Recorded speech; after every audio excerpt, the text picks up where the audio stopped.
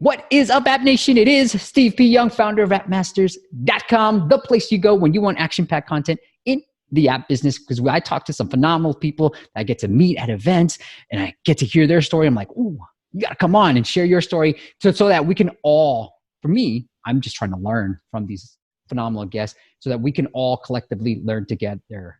And today I've got a phenomenal guest that I once met at a Justice Mobile Spree, a great event that I got to host as well. I saw her presentation. I said, Mirela, you got to come on and share this content with my podcast. And she agreed. So without further ado, let me introduce the guest. Her name is Mirela Cialai. She's a director of mobile marketing at Zinio. Go check them out. It is zinio.com, Zinio.com. Mirela, welcome to the show. Thank you so much, Steve. I'm super excited to be here, and I really appreciate the invite. I'm always, I'm always thrilled to join industry events, and it was fantastic to meet you at Adjust. And yeah, I really appreciate being invited on your podcast. I really hope that I'll be able to provide valuable information to the listeners. Mirela, it's so timely because I've been wanting to talk a lot more. I've been shifting my conversation of the podcast to more of the retention. And that's what we're going to get into. So tell me about how you guys approach retention from a company perspective and maybe a little bit overview of Zinio as well. Yeah, sure. So let me start with an overview of Zinio. We were founded in 2001 in San Francisco, and we are the world's first and one of the largest digital newsstands. We have a portfolio of over 6,000 magazines in digital format, which are being distributed through our online newsstand and our mobile applications for iOS and Android. To date, so in 18 years, we delivered over 500 million magazine issues to customers from 200 countries. Wow.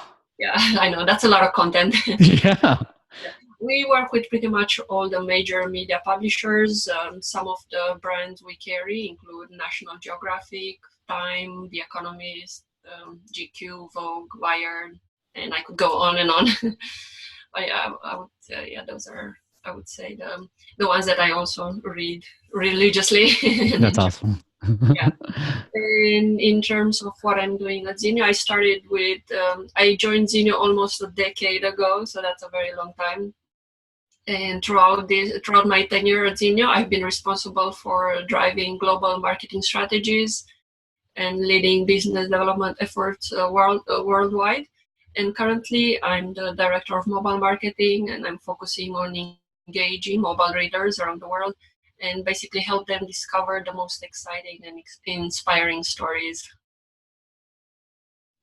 And to go back to the second part of your question in regards to retention, I would say we have a very exciting promotional calendar at Zinio. We're trying to excite our customers with fantastic promotions and everything.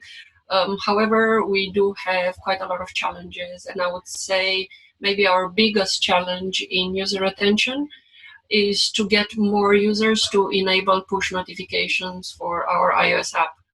As we all know, push is one of the most effective channels to engage and retain app users. However, the push strategy in iOS has always been handicapped by the fact that Apple uses an opt-in approach for push permissions, which means that an app has to ask a user for permission before they can start sending push notifications, as opposed to Android, where from the start is an opt-out approach. Everybody is opted in until they disable push. So I mean, initially the way we approached push opt-in in iOS at Zinio was by simply showing the iOS native push opt-in form to pretty much everybody. So everybody, at the moment they install the app, would show them the native form. Would you like to opt in for push? I mean, later, obviously, we realized that we need to change the strategy because, first of all, there are limitations to how many times you can display that native push opt-in form. I believe Apple only allows it once. Yeah, I mean, I think if you hit no, right, like you don't see it again. So yeah, but like, were you just immediately popping up that iOS default prompt right when people like installed the app? Is that what you guys are doing? Exactly. That's how we started. Got to start somewhere, right? Yeah, there's probably other app developers out there that make the same mistake we did. So yeah, we realized that it's time to change that strategy and do something else. Also, something important to mention is the fact that not only you cannot show that for more than once, but also the opt-in rate would obviously be very low because you haven't yet proved your value to the user. So they have no reason to enable push from the first session. So we started testing different strategy, targeting users at different times based on their in-app behavior, and we adapted the message based on their behavior. So rather than just showing directly the native push opt-in form, we started by displaying a Zinio creative with two calls to action. And if they would say, yes, I will enable push, at that point, we would deep link to the native opt-in form. If they would say no, we would ask again in a few months, hopefully that we would catch them at the right time when they're happy with their experience and they're most likely to opt in for push. What did you ask them? Like, hey, want to be notified anytime National Geographic has a new issue? Yes or no type of thing? Like, what were you asking them? Yeah, well, we tested quite a lot of different messages and also different segments. So an example, one of the segments were users who just purchased an annual subscription to a magazine. So yeah, in that case would you like to sign up to be notified when new issues of your subscriptions will be published? Obviously, the value in this case was obvious. Any subscriber would want to know when they can read their next issue. Another segment would be users who search for a specific magazine. Let's say somebody was interested in Cosmopolitan. So the message they would see in that case would be, would you like to be notified when Cosmopolitan is on sale? So yeah, we found that approach to work quite well.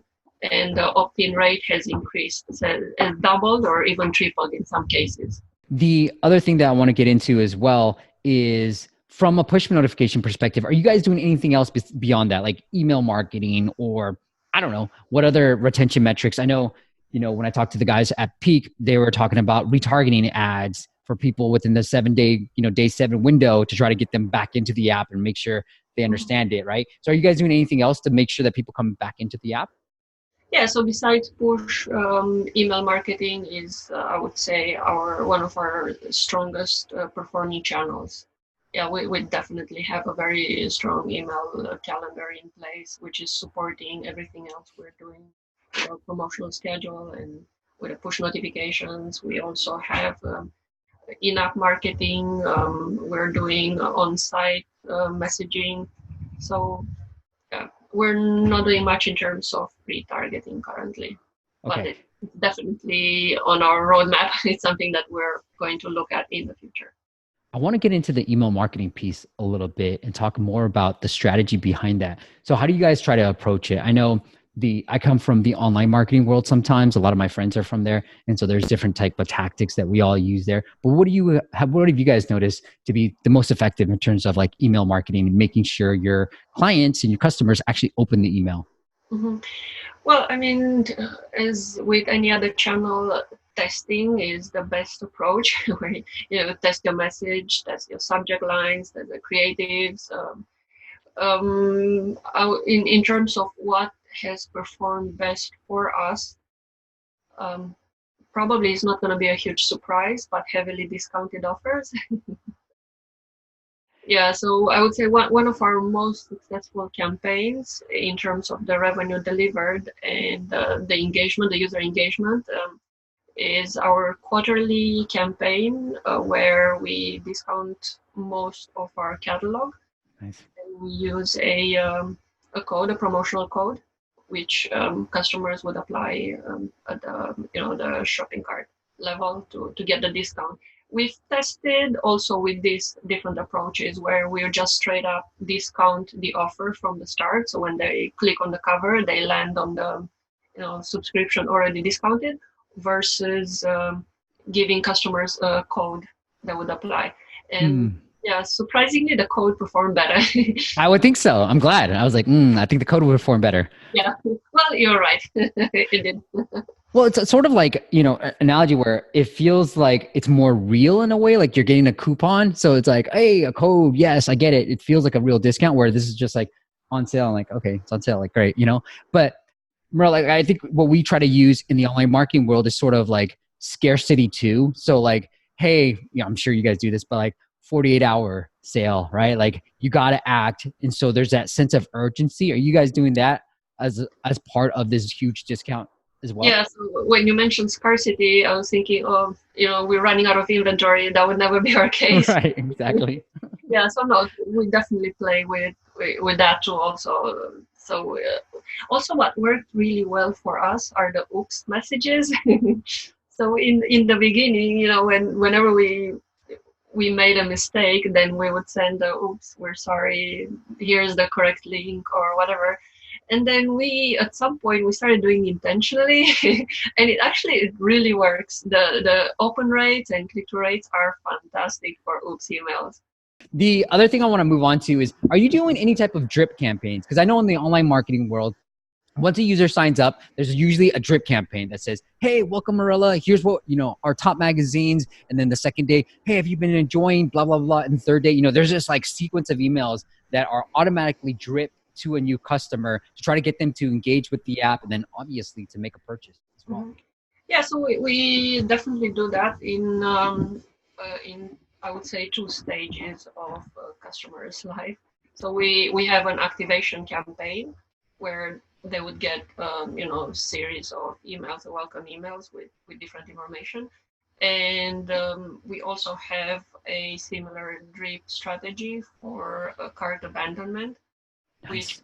Which we've done quite a lot of testing with that, and we managed to improve it to the point where the conversion rate has increased like 13-fold by simply moving the messages a day later or adding an extra reminder. So we're still doing a lot of testing in this space. With the activation campaigns, without going into too many details, because obviously, this is all public, but like, what is sort of the thinking, the overall strategy? Like, hey, we want to make sure people understand X, Y, and Z so that we could X, Y, and Z and they come back to blah, blah, blah. So what is sort of like the high level stuff strategy with the activation email sequence? Mm-hmm. Well, basically, we're trying to to prove our value for our customers to see from the beginning, here's what you get if you join Zinio. And then also here's how to use Zinio. We've recently went to a replatforming project where we completely changed our online newsstand and also our apps. So it took us a bit to sort of help our existing customers to readjust to the changes.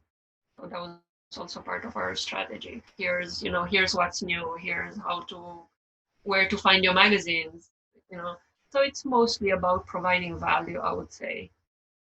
One of the things that I know is very popular in the online marketing world, and people have recommended this to me, is to get users to engage with an email, because you don't want to be like the Google promotions tab. And so you want to make sure people respond to your email. And so one of the things would be to be like, hey, what are you most interested, or what do you love most about the app? And things that I've deployed is kind of just being like, what are you most interested in? The National Geographic, or, sports, whatever it is, B. And I just want to get a response, because we're trying to trigger Gmail and thinking like, hey, this is a personal friend. It's like me and Mirela, we know each other, and people are engaging. All right. I want to talk about what you talked about at the event as well with App Store reviews. You went through sort of like if I remember correctly, some changes within the platform, which led to some, less than positive reviews within the app, but then you were able to fix that. Can you tell us a little bit about what you did there?